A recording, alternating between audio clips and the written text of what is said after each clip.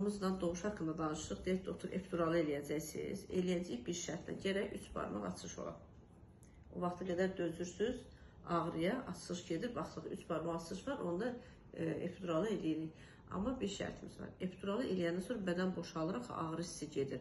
Onda aslında o güc vermə var. Bir moşlu belə güc verməz. O hissi zəifləyir. Biz deyirik, qızlar güc verin. Qızlar belə eləyirlər. Sifət şişir, qıpqırmızı olur. Üzünə verilir. Üzə yox. Aşağı moşlu gücənib aşağıya doğru güc vermək lazımdır, uşağı itələyəsən.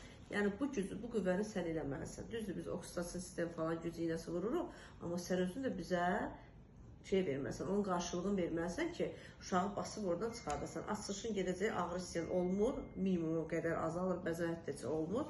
Amma açış gedəndən sonra görürsən ki, sənə deyir ki, davayla güc ver, güc ver, güc ver, uşaq qalıb sümü ilə ətin arasında. Sən o güc verib onu oradan qovub çıxartmalısan. Bunu biz eləyəsən.